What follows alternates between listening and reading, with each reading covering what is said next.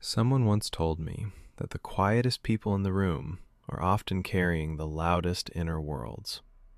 If you've ever chosen a Friday night at home over a crowded party and felt guilty about it, I want to flip that guilt on its head today.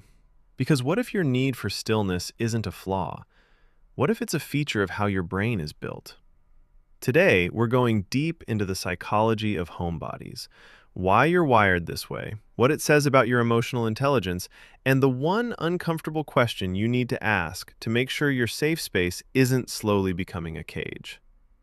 Your nervous system isn't broken, it's just honest. Your nervous system doesn't lie to you. When you walk into a loud, crowded room and feel that subtle tightening in your chest, that's not anxiety being dramatic. That's real-time data. This environment is costing you something. We live in a world engineered for overstimulation. Notifications, other people's emotional weather, the constant unspoken pressure to be on. For people with highly sensitive nervous systems or brains wired like ADHD, that cost isn't just discomfort, it's exhaustion at a cellular level. When you get home and your shoulders drop, that's your body finally getting permission to stop bracing. Home is where you don't have to scan for threats, where the air isn't thick with other people's expectations. That's not avoidance, that's regulation. And knowing what regulates you? That's emotional intelligence most people spend years in therapy trying to find. Solitude isn't loneliness, it's a different kind of fuel. Introversion is not shyness, it's not social anxiety.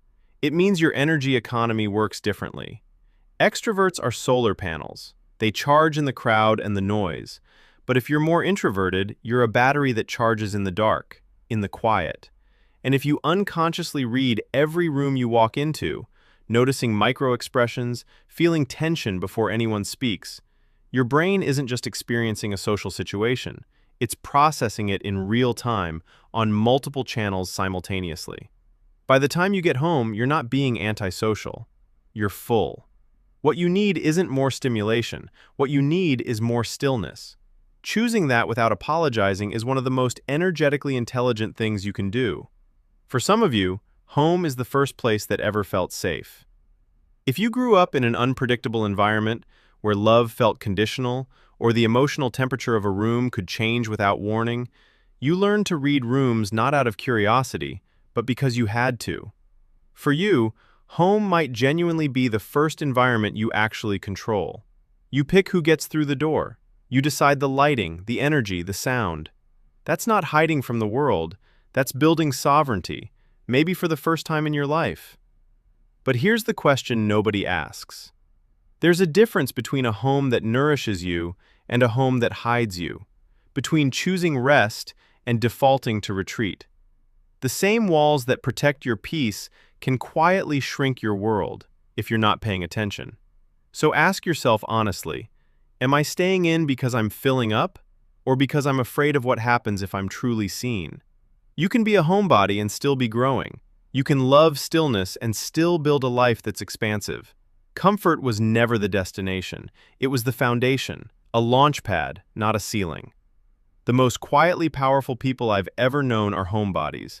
Not because they checked out, because they stopped chasing other people's noise long enough to finally hear their own signal.